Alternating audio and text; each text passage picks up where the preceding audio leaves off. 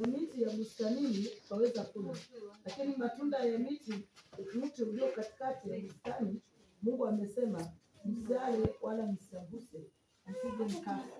Nyoka akamwambia mwanamke, hakika hamtakufa, kwa maana Mungu anajua ya kwamba siku mtakapo yakula matunda ya mti huo mtafumbuliwa macho, nanyi mtakuwa kama Mungu, mkijua mema na mabaya.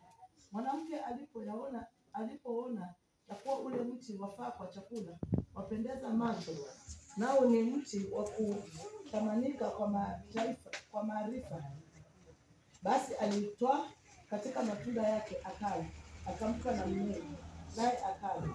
Wakafumbuliwa macho wote wawili, wakajijua kuwa wa uchi, wakashona majani ya mtini, wakajifanyia nguo. Kisha wakasikia sauti ya Bwana Mungu akitembea bustanini wakati wa jua kupunga. Adamu na mkewe wakajificha kati ya miti ya bustani, Bwana Mungu asiwaone. Bwana Mungu akamwita Adamu akamwambia, uko wapi? Akasema, nalisikia sauti yako bustanini, nikaogopa kwa kuwa mimi ni uchi, nikajificha. Akasema, ni nani aliyekuambia ya kuwa uuchi? Je, umekula wewe matunda ya mti niliyokuagizia usiale? Adamu akasema, huyo mwanamke uliyenipa awe pamoja nami ndiye aliyenipa matunda ya mti huo nikala. Bwana Mungu akamwambia mwanamke, ni nini hili uliofanya? Mwanamke akanena, nyoka alinidanganya nikala. Bwana Mungu akamwambia nyoka, kwa sababu umefanya hayo, umelaniwa wewe kuliko wanyama wote na kuliko hayawani wote walioko mwituni. Kwa tumbo utakwenda na mavumbi utakula siku zote za maisha yako. Nami nitaweka uadui kati yako na huyo mwanamke, na kati ya uzao wako na uzao wake. Huo utakuponda kichwa, na wewe utamponda kisigino. Akamwambia mwanamke, hakika nitakuzidishia uchungu wako na kuzaa kwako. Kwa uchungu utazaa watoto, na tamaa yako itakuwa kwa mmewe, naye atakuwa atakutawala. Akamwambia Adamu, kwa kuwa umesikia sauti ya mke wako, ukala matunda ya mti ambao nalikuagizia nikisema usiale, ardhi imelaniwa kwa ajili yako, kwa uchungu utakula mazao yake siku zote za maisha yako. Michongoma na miiba itakuzalia, nawe utakula mboga za kondeni. Kwa jasho lako uso wako utakula chakula hata utakaporudia ardhi ambayo katika hiyo ulitwaliwa, kwa maana unavumbi wewe, nawe mavumbini utarudi. Amen. Bwana asifiwe. Amen. Nabariki neno la Bwana kwa ajili ya muda huu. Sasa hapa ujumbe wangu wa leo unasema kwa Kiingereza, who told you you are naked? Kwa Kiswahili ni nani aliyekuambia uuchi? Hili ni jambo ambalo tunajifundisha leo, na hapa tunaona hapa ndo mwanadamu alianguka. Mwanadamu alikosana na Mungu. Tunataka tujiulize leo, ni haswa ni kitu gani ambacho kilisababisha mwanadamu akaanguka? Ni kitu gani ambacho kilisababisha uhusiano wa mwanadamu na Mungu ukaharibika? Watu wengi wameleta theory nyingi ya kuwa sijui ni tunda lipi, sijui ni mambo gani, lakini leo nataka niwapatie ufunuo wa kwa nini Mungu alikasirishwa na Adam na Eve. Na sasa hapa tunaona kabla ya mwanadamu kuanguka walikuwa na uhusiano mzuri sana na Mungu. Mungu alikuwa akitembelea Adam kila wakati katika shamba la Edeni kuwajulia hali, kwa sababu walikuwa ni viumbe vyake. Walikuwa na fellowship nzuri sana na Mungu. Lakini hiyo fellowship ilikuja ikaharibika. Na ilikuja ikaharibika ni kwa sababu kulitokea tatizo. Tatizo ambalo lilitokea ni kuwa walipatiwa instructions. Wakaambiwa mambo haya msiyafanye. Aliyepatiwa instructions alikuwa ni Adam. Adam alipopatiwa haya majukumu, maagizo, hakuyazingatia vile alivyotakana yafanyike. Kwa sababu Eve alipoingia, Eve alikuwa ni mdogo wa Adam. Adam alikuwa amfundishe na amuongoze Eve kwa yale yote ambayo walikuwa wameachiwa na Mungu. Lakini tunaona hapo Adam alitekeleza majukumu yake. Adam alienda kusinzia na Eve akawa anatembea akizunguka bila control yoyote. Na hapo ndo akakutana na Ibilisi. Ibilisi akamdanganya. Na tukiangalia hapa tunakuta ya kuwa walipokula ile tunda, ule mwanamke alikuwa mjanja. Mara kwanza alipogundua ya kuwa amekosa, aliona ni vyema akafiche Adam. Na najua hapo ndo mwanamke anaitwa mwanamke ni hatari. Sema mwanamke ni hatari. Mwanamke ni hatari. Kwa sababu alipojua amekosa, hakumwenda akamwambia Adam nimekosa. Alienda tu pole pole akamwambia Adam nimekuandalia chakula kizuri sana. Chakula jamani, chakula. Akaandaliwa chakula, kumbe ile chakula ilikuwa ni tunda. Eve alikuwa ashajua ako uchi, lakini Adam alikuwa hajui.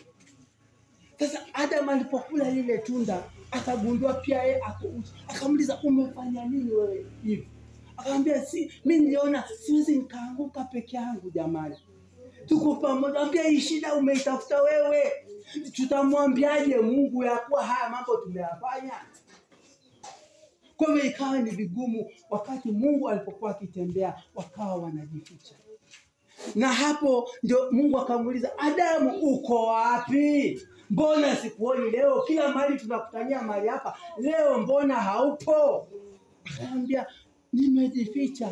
Kwa nini? Kwa sababu niko uchi. Aliyekwambia uko uchi ni nani?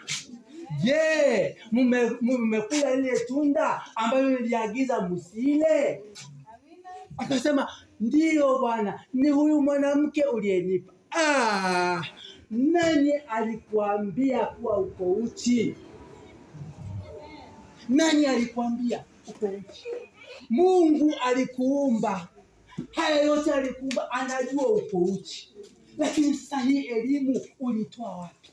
Maneno haya ulitoa. Uchi wako, uchi wa Adam, uchi wa Eve haukumsumbua Mungu. Tatizo la Mungu ulitoa wapi habari hizi? Jamani, habari hizi tunazitoa wapi? Habari hizi tunazitoa wapi? Shida ya Mungu ni kuwa ripoti ambazo tuko nazo tunazipata wapi? Where do you get your information? Where is your source of information? That is the problem you have with God. Not his nakedness. No. The problem is where is the source of your information? Yale mambo unayatenda, yale mambo unayafanya, where is the source of your information? And that is the problem you have with God. Where do you get your information? Whatever you do, chochote ambacho unafanya, unapata wapi habari zako? Hiyo ndio shida. Mungu ako pamoja na sisi. Hiyo ndio shida tulionayo na Mungu. Where is the source of your information? Wakati mwingi tumemlaumu shetani kwa kudanganya mwanadamu. Let me tell you, wacha nikwambie leo, 80% of the problem is not the devil, it is us ourselves. Mwambie wewe mwenzako wewe ndio shida. You are the source of the problem. You are the source of the problem. Because 80% is your problem. Tukiangalia Eve, alikuwa na shida gani? Angalia, anasema lile tunda linapendeza. Lile tunda linapendeza, tamaa ya macho. macho yanakuponza. Kila kile unataka kiwe chako. Haujiulizi maswali. Je, hiki ni kizuri ama kikishapiga macho nataka hivi. Kama una nguo mbishi kukunda kumuni kuro. Ndokote mndo wafunye hao kawa ingubo. Shida ya macho. Eyes, that is the problem. Ukiona kitu unakimbilia. Ukiona kitu unasumbua Adam nekunda ichi. Nekunda igare. Komeneza kunye hao. Komeneza mdora kunye hao. You are the source of the problem. Wewe ndiye shida. Shetani is only 20%. Yeye ni catalyst. Ule ambaye anajua sasa anajua ni catalyst. Yeye anaongeza tu chumvi. Anasema nani alikwambia atili ukikula utakuwa mwerevu? Yeye ni catalyst, anaongeza chumvi. Kwa hivyo yetu aliongeza chumvi kwa kidonda ambacho kilikuwepo. Kidonda ni tamaa ya macho. Tamaa ya maarifa, tamaa ya ujanja, tamaa ya kwenda juu. That is your problem. 80% is your problem. Ukidili na hiyo problem, utashinda shetani. Ukishinda hiyo problem, you have to defeat yourself. You have to defeat your desires. You have to defeat your tamaa. The problem is you.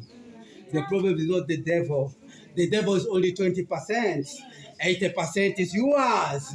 80% is yours. Deal with it. Deal with it. 80% is yours. Kwa hivyo, hapo ndio shida tunaipata. Ninataka tusaidiane. Kosa lile ambalo lilifanyika katika shamba la Edeni lisifanyike sasa. Leo bado tunatenda yale makosa ambaye Adam na Eve walifanya. Tunalaumu Adam na Eve kwa kosa ambayo walifanya, lakini hata sisi tuna sehemu ya haya makosa. Hata baada ya Yesu kuja, hata baada ya Yesu kurekebisha haya makosa, we are still going to the same trap ya the devil. Bado tunatenda, tumeingia katika mitego ambaye shetani aliweka. Bado tunaendelea kuanguka. Bado tunaendelea kutenda yale makosa hata baada ya Yesu kuleta neema ya wokovu. We are still doing the same mistakes. Sasa tunaanza katika makosa ya kwanza. Tuende hapo. Kile ambacho mwanadamu anafanya kinyume na Mungu. Kuna kitu inaitwa equal rights. Wanawake wanasema we have equal rights with men. Those ones, hayo ni mambo ya sheria.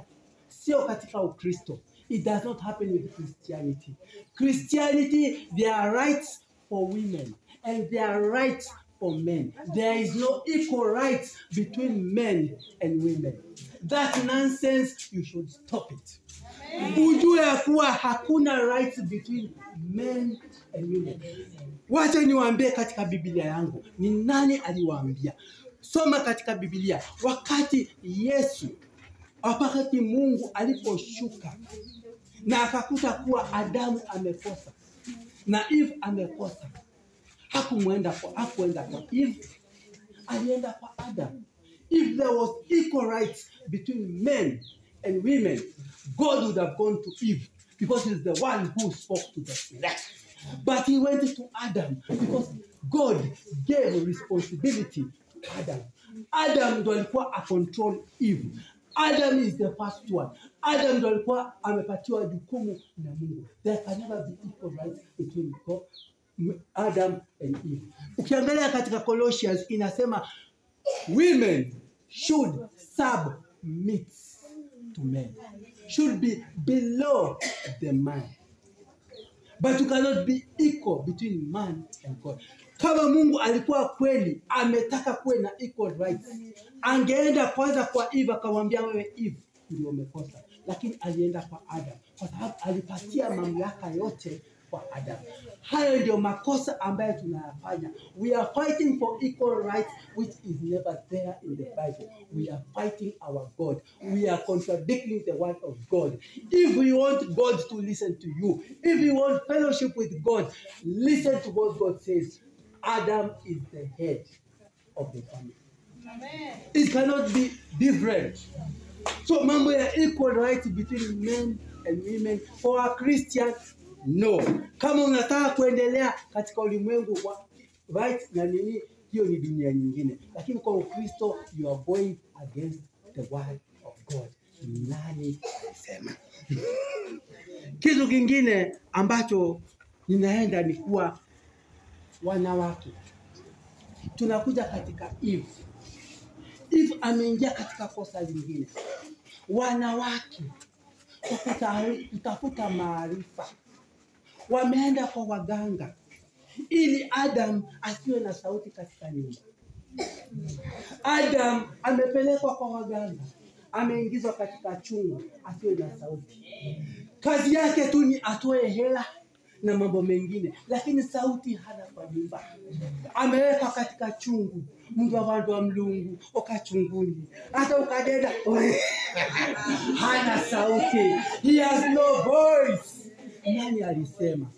Nani alisema? Mungu alimweka Adam as the head. Ninyi wanawake hivyo kwa kutafuta maarifa mmeenda kwa waganga. Adam ako katika chungu. Hana sauti. Hana sauti katika nyumba. Kwa nini inafanyika? Let Adam be the head in the house. Ndio Mungu alimchagua. Ndio mapenzi ya Mungu. Wacha itendeke hivyo. Kwa nini mna contradict neno la Mungu? Ni maarifa gani mmeenda mkapatiwa na hiyo? Basi mtaweka mwanaume katika chungu ili asiongee. Kazi yake ni nini? He is the head. Kazi ya kichwa ni nini? Ni kuongoza. Kwa nini hutaki aongoze? What is your problem? Shida yako ni nini?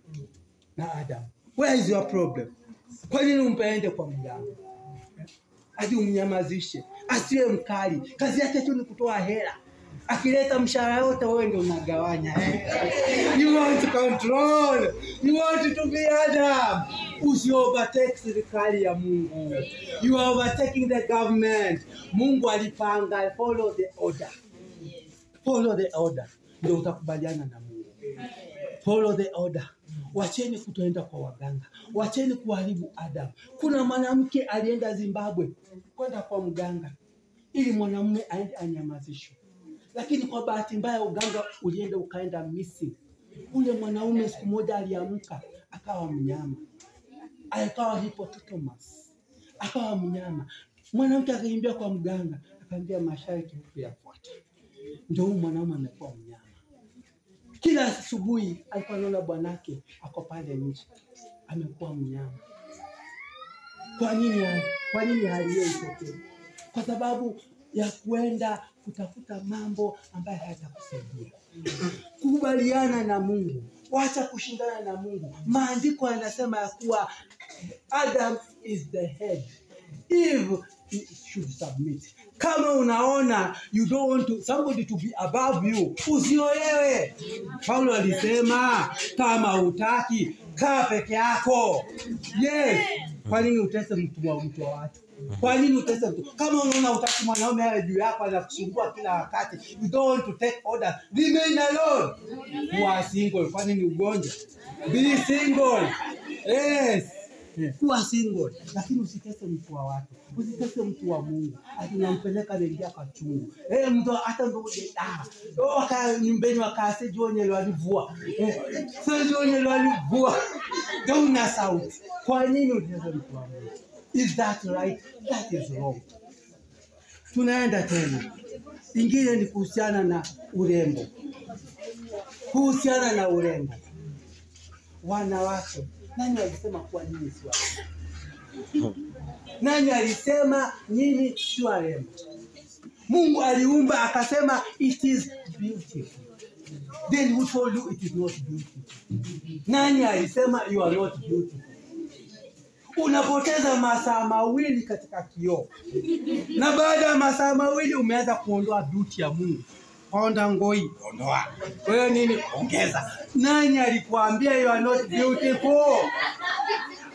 Who told you you are not beautiful? Hiyo ongeza, punguza. Ya nini? Nani alisema you are not beautiful? Who told you? Nani alikudanganya? Kwa nini ukosane na Mungu kwa sababu ya urembo? Mungu anataka urembo uanzie ndani. Utoke ndani ukienda nje. Sitasema msiwe warembo. Sitasema mtembee kama watu ambao ni wendazimu. Be beautiful, but let it start from inside. Wacha ianzie ndani. Wacha ianzie ndani. Ai, kwani kuna kosa ikianzia ndani? Be beautiful from inside. Ndio ikitoka nje inakuwa na maana. Unapoteza 2 hours katika kioo. Ukiambia hata uombe, even 1 second you cannot even pray. Huwezi ukaomba. Una nafasi na kitabu cha Mungu. How many of you read the Bible? Lakini kwa kioo 2 hours, 3 hours. Lakini hata kinabebwa kwa ukiangalia vibeti vya wanawake ni kioo. Ni kioo. Ni kioo. Ni kioo. Kwa nini usibebe Biblia ambaye ni kinga? Kwa nini usibebe silaha ambaye ni Biblia? Kioo kitakusaidia. Dada zangu, kina Eve, what is wrong with you? You are beautiful. God said you are beautiful. Waambie mwenzako you are beautiful. Yes. You are right. God says you are beautiful. Kwa sema kile Mungu amesema. Amesema you are beautiful. Agree with God. Don't fight with God. Nani amesema you are not beautiful? Habari hizo umetoa wapi? Habari hizo umetoa wapi? Kwa kitabu kipi? Nani alikudanganya that you are not beautiful? Nani alikuambia? Wengine hata wanajisumbua watu ya makalio. Vitu hiyo haraki. Kwani wewe huwezi ukaketi kwa vitu ya gaki? Nani alikudanganya? Hayo makalio unaongeza aje? Kwani wewe uketi? Nani ukaje? Nani alikudanganya? Wasili kwa ndo. Shida ni ya nini? Kwa nini jiongezee mzigo na Mungu anataka kupunguzia? Kwa nini uongeze mzigo? Huu mzigo ni wa nini? Huu wasili kwa ndo. Kwa tulia mzigo na watu Mungu amekuja kupunguzia mzigo kwa tulia mzigo. Wasili kwa ndo mwenye. Huu wasili kwa ndo. Kwa nini uketi unaketi? Si shughuli zote unafanya. Shida ni nini? Kwa sababu kama mtu wangu wabe abe kuhota mazai. Nani huyo kaomba kudanganya? Kata kupeleka watu kanaambiwa. Kana nini hata hela hana. Ni wa kuomba anakudanganya wewe ongeza ndiki. Wewe wasingwa ndio. Kwa nini ujipatie shida kwa mambo ya duniani yasio na maana? Mbona ujipatie shida hivi? Sikubaliana na neno la Mungu. Wacha kushindana na mambo ya Mungu. Jambo lingine ambalo sisi lazima tujitahadhari. Wengi wetu tumejidanganya. Nani alikuambia ati ukitoa bibi yako kafara, utoe mama yako kafara, ati ndio unapata?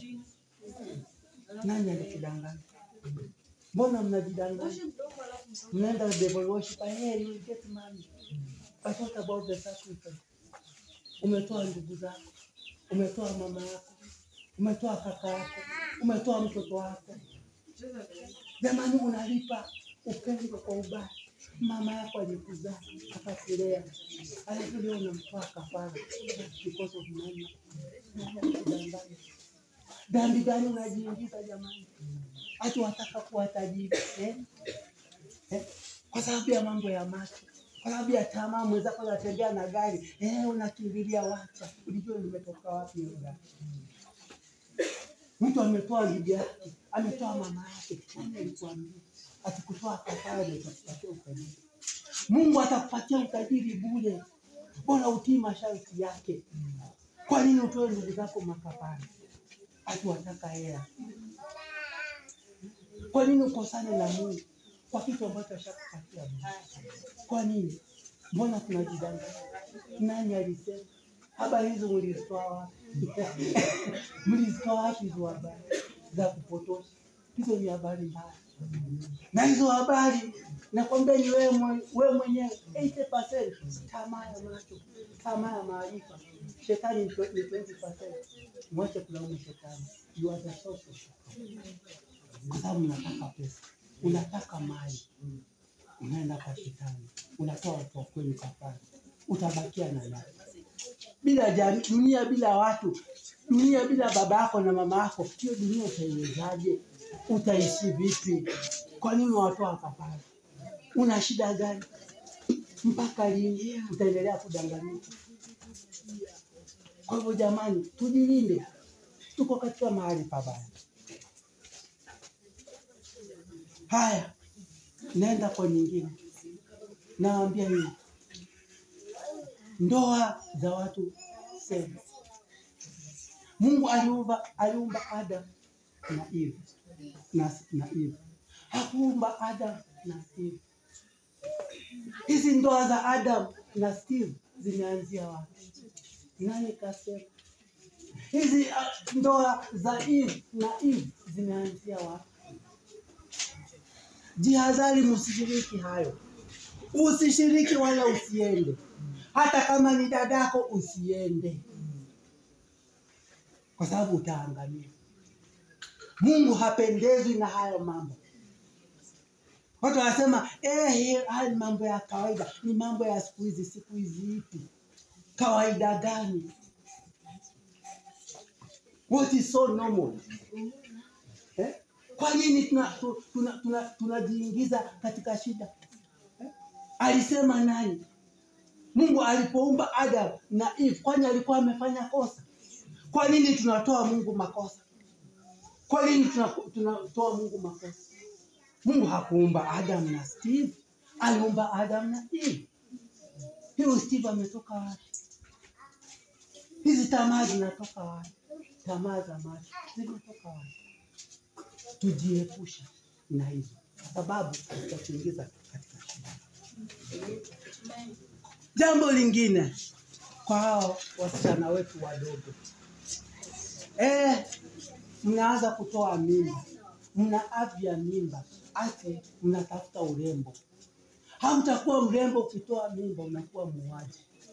Wewe ni mama ya marehemu. Wewe si mrembo. Wewe si ndogo. Wewe ni mama ya marehemu. Umeua, wewe ni muuaji. Umeua mwanadamu ambaye hukuumba. Hata unatafuta urembo. Jihadhari kabla hajatokea. Usiende kuua, hata unatafuta kuwa mrembo. Hautakuwa mrembo kwa kuwa kiumbe cha Mungu. You will not be beautiful. You are a murderer. First degree murder. Wewe ni muuaji. Wengi wameua wakitafuta urembo. Siku ile walitaka kutafuta watoto, damu ilikuwa mchangani inalia. Kwani sisi hatukuwa watoto wakati tukitoa katika shule? Hatukuwa watoto. Wengi wamefunga vizazi vyao kwa sababu ya hizo laana za damu. So be careful, hao wasichana wetu wadogo. Kutoa mimba si urembo. You are a murderer. Wewe ni muuaji. Jiepushe. Wacha kufuata mambo yako. Ni peer pressure. Ni peer pressure ya nini? Nani anakutia pressure? Kwani ukikaa peke yako, hiyo pressure itatoka wapi? Kwani ni lazima uwe uhusiano? Ni lazima uwe uhusiano? Tujiepushe. Tujiangalie. Tunaenda tena. Kuna mambo ambayo yanatudanganya. Mambo ya macho. Tunajiingiza katika zinaa na wanyama. Wanadamu wengi wamepotea kwa sababu wameingia katika zinaa, wamevuka mipaka. Mungu alisema wanadamu wasishiriki ngono na wanyama, kwa sababu ni chukizo mbele ya Mungu. Lakini wanadamu kwa sababu ya tamaa ya macho, kwa sababu unajiona wewe una maarifa, wewe ni mjanja, wewe ni mjuaji, wewe ni Gen Z, unaenda kulala na mbwa, unaenda kulala na tumbili, unaenda kulala na kuku. Hizi tamaa zimetoka wapi? Nani alisema? Kwa nini unakosea Mungu? Kwa nini unajiingiza katika shida? Na shetani ni mwelevu. Haya magonjwa ameyapatia majina mazuri sana ya kupendeza. Unasikia gonorrhea, syphilis, meningitis. Haya yote ni majina ya mapepo. Lakini shetani amepatia majina mazuri. Amepatia majina mazuri, lakini mapepo. Gonorrhea ni ugonjwa ambao unatoka kwa mbwa. A dog is a carrier of hizo bacteria. Lakini hakuna siku yote mbwa atakuwa mgonjwa na gonorrhea. Lakini wewe mwanadamu ukishavuka mipaka, ukishaingia, siku 3 hazitaisha, unashindwa kukojoa. Kwa sababu ya nini? Kwa sababu umevuka mipaka. God knows. Haya magonjwa mengi tunasikia yana majina, ni magonjwa, ni mapepo. Ni magonjwa ya kipepo. Nashukuru Mwafrika kwa sababu Mwafrika anajua, anapeana jina kulingana na hali ambayo ilivyo. Unasikia anakwambia pepo punda. Kwa sababu ni pepo zilitoka kwa mapunda zikaingia kwa wanadamu. Pepo punda. Kwa sababu ni pepo. Ni mapepo haya. Lakini sisi tunazichangamkia. Ni ugonjwa HIV ilitoka wapi? HIV ilitoka kwa tumbili. Mwanadamu alicross akaenda kwa tumbili, akabeba HIV. Tumbili ana HIV. Haiwezi kufa, lakini wewe unakufa. Ndio Mungu anasema mtafanya usherati na hamtaongezeka, mtapungua. Mtaangamia. Mtafanya usherati usiku na mchana 24/7, hamtaongezeka, mtapungua katika hili. Because you continue dying. Kwa sababu mmegairi neno. Nani alisema? Mwende kwa wanyama. Kwani Mungu akiumba Eve alikuwa ni mjinga? Alikuwa hajui? Kwani tunamkosea Mungu? Ni maarifa gani mnaenda kutafuta kwa wanyama? Ni kitu gani ambacho mmekosa? Kwa hivyo tujihadhari. Lingine ambalo tunaona ambalo ni hatari. Wakati Yesu alipokuwa akitembea, akakutana na mtu aliye na mapepo. Hao mapepo akasema, we are legions. Sisi ni mapepo, sisi ni wengi. Yesu akawaambia, hata kama mko wangapi mtaondoka. Yesu akakemea haya mapepo, akasema usituangamize kabla wakati wetu haujafika. Akasema mnataka nini? Wacha tuingie katika nguruwe. Wakaingia katika nguruwe, wakatokomea baharini. Haya mapepo yalikuwa baharini, na ndio maana yanaitwa majini, kwa sababu yametoka eneo zao ndani ya maji. Lakini mwanadamu kwa maarifa yake ameenda akaleta haya mapepo, ameweka katika boma zenu, ati ni ulinzi, kwa ajilindia kutokana na uchawi. Unajilindia ati unajileta upate hela. Ukaleta majini ambayo Mungu aliyapeleka baharini, umealeta katika boma. Veni ulindiri, ati ni ulinzi. Lakini ona mambo ambayo yanafanyika katika hizo boma. Hayo mapepo kila wakati mpaka utoe kafara. Licha ya kafara, haya mapepo, haya majini yameanza kuoana na wanadamu. Kwa wana mtu ndo ulovolo kumbe ameolewa na jini. Na ako na familia na jini. Umejiletea shida. Kwa sababu umeolewa na jini. Umeoa jini. Unasikia hizo marine spirits. Umeolewa na spirits. Uko na spirits. Na nyinyi wenyewe ndio mnaenda kuyatafuta kwa waganga.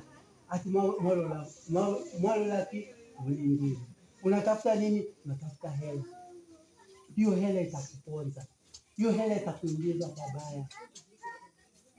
Na ndio maana unajikuta tuko katika hizo shida. Nisomee kitabu cha Amosi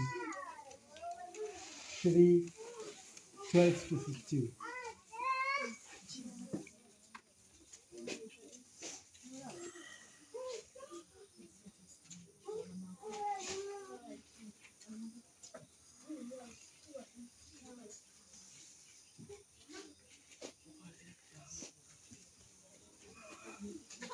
Amos 3.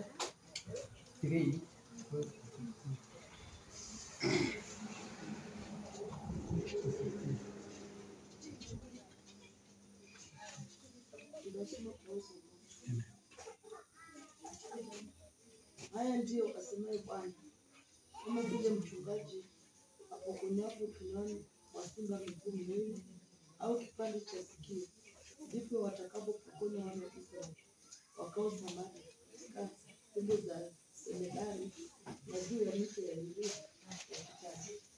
Sikieni mkashuhudu juu ya nyumba ya Yakobo, asema Bwana Mungu wa majeshi, kwani katika siku ile nitakapompatiliza Israeli makosa yake, nitapatiliza pia madhabahu za Betheli na pembe za madhabahu wakati mbaya na katika chini. Nami nitapatia nyumba ya wakati wa kuongeza nyumba ya wakati hai, na hizo nyumba za pembe zitahamia, nazo nyumba zitakuwa Amen. Bwana asifiwe. Neno la Mungu linasema hivi ya kuwa kama vile mchungaji anavyookoa kondoo aliyeliwa na simba, kama umebakia mifupa miwili ya miguu na kasikio kamoja kusikia Injili, kimbia haya maovu, kwa sababu hakika Mungu atawaangamiza. Mungu atawaangamiza. Kwa hivyo ukisikia sauti hii, kama una kama sikio kamoja, hata kama umemezwa na simba huyu ambaye anaitwa dhambi, na kabakie kasikio kamoja kusikia Injili na ukweli wa Mungu, kimbia, uharibifu unakuja. Na Mungu atawaangamiza bila huruma. Kuna watu wanasema ati our churches are full, God cannot destroy us. Hey, let me tell you, he will destroy you surely. Atakumaliza, atakuangamiza. Dhambi na Mungu haviwezi vikashirikiana. God will surely destroy you. As long as unaenda kwaka yanangai ngani la shetani, God cannot destroy us. Our churches are full, we cannot destroy. He will destroy you. Atawaangamiza. Na tayari mshaanza kuangamia. Magonjwa yanawaangamiza. Mambo mlileta bomani yanawaangamiza. Kwa nini? Ni kitu gani zaidi ambayo hamuangamii? Si mshaanza kuangamia? Si mshaanza kukufa? Mmefanya usharati, hamuongezi kwa idadi, mnazidi kupungua. Those are the signs you are going to be destroyed. Kwa hivyo kama unaelewa wakati ambao tunaishi, tafadhali kimbia dhambi. Toroka dhambi. Jiepushe na mambo ambayo yanamuudhi Mungu. Kile ambacho Mungu amesema ni kibaya, sikiliza Mungu na ufuatane na Mungu. Usiendelee kushindana na Mungu. Mungu anakuazia mema, hakuazii mabaya. Wacha tusome kwa kumalizia, tusome katika barua ya Yeremia 29:1-14.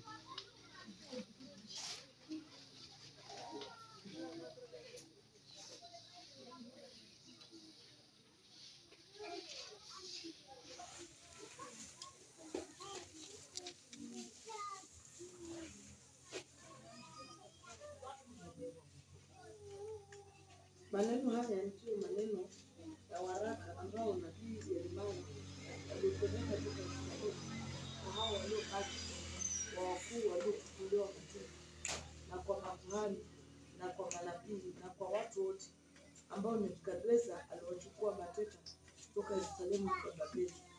Hapo alipokuja kutoka Yerusalemu, Yekonia mfalme na mama yake mfalme na matoashi na wakuu wa Yuda na Yerusalemu na mafundi wa uguzi kwa mkono wa Elasa mwana wa Shafani na Gemaria mwana wa Hilkia, ambao Sedekia mfalme wa Yuda aliwatuma hata Babeli kwa Nebukadreza mfalme wa Babeli, kusema, Bwana wa majeshi, Mungu wa Israeli awaambia hivi: watu wote waliochukuliwa mateka mliofanya wachukuliwe toka Yerusalemu mpaka Babeli, jengeni nyumba mkakae ndani yake, napambeni bustani mkale matunda yake, oeni wake mkazae wana na mabinti, kawaozeni wake kaozeni wake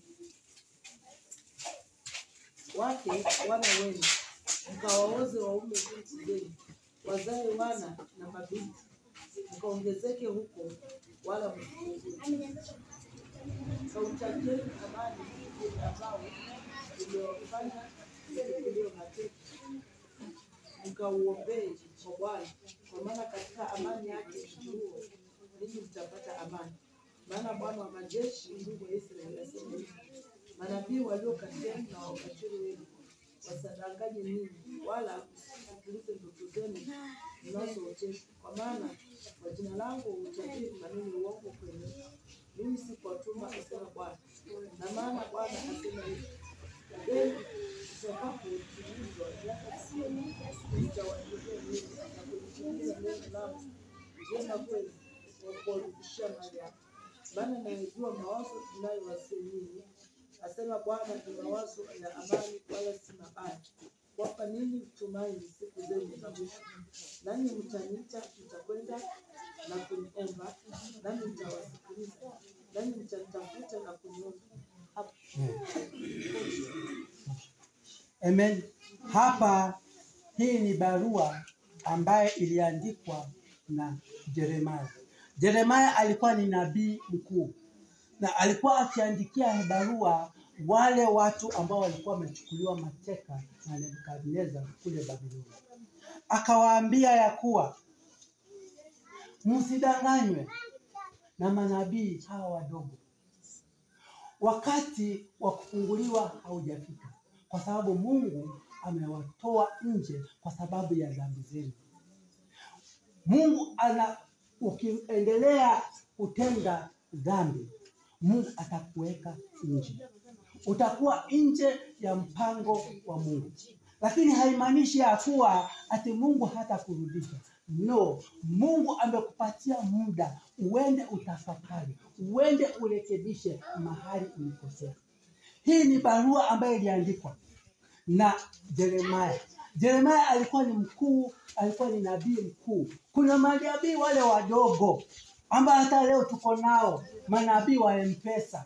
Wanakudanganya, wanawapatia ahadi ambazo ni za uongo. Lakini wacha nikwambie, ukigairi neno la Mungu, ukikosea neno la Mungu, hakuna kufanikiwa.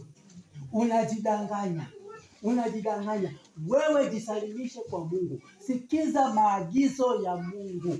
Fuata neno la Mungu. Mungu ana mpango mzuri. Ukiangalia katika hii Yeremia, barua inasema nini? I have a good plan for you. A plan not to harm you, but to give you a future and a hope. Mungu atakupatia tumaini. Barua hii pengine imeandikwa kwako. Umekuwa pengine umemkosea Mungu kwa njia nyingi.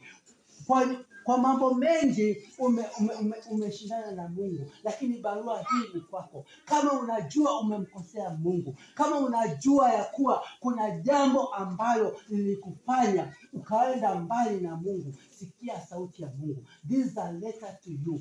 God has a good plan for you. Kama ulibeba majini ukaleta, God has a good plan for you. Mungu anasema hivi: alindaye mji afanya kazi ya bure. Mungu asipoulinda ni kazi ya bure. Majini uliyabeba yatakuangamiza. God has a good plan for you. Acheni hivi sarakasi nyingi. Wachana kushindana na Mungu. Wachana kubishana na Mungu. God has the best plan for you. He has a strategy for you. God is the better option. Hallelujah. Amen. God is the better option. Wacheni kushindana na hizi options zingine. Huo ni uongo mtupu, ni tapeli tutu. Hayo ni majuto. Wengi wamepoteza familia, wengi wamepoteza pesa, wengi wamepoteza mwelekeo kwa sababu ya kukosa kusikia sauti ya Mungu. Leo wengine wamefilisika, wengi wameingia katika shida, wengi wanang'ang'ana na laana. Wanasema nini? Wanatesa kwa zamu. Kwa sababu ni zamu mbaya, walichagua vibaya. They made the wrong choices and now they are suffering. Amen. Hata wengine wanasema, "Oh Yesu kokoge hao." Kama lao kitokea, "Oh Yesu kokoge." Ni tamaa zako.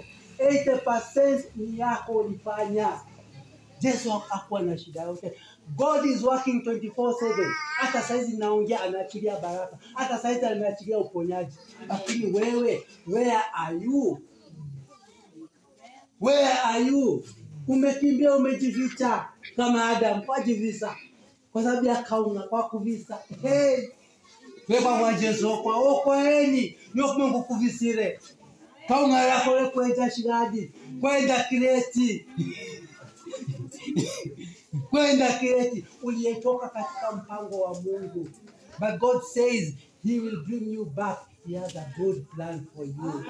Hata kama ulikwenda mbali, he has a good plan. Hata kama ulitoka katika barabara, he has a good plan for you. You just have to agree with God. You have to listen to the voice of God. Acheni hizi voices zingine. Listen to the voice of God. And you'll be free.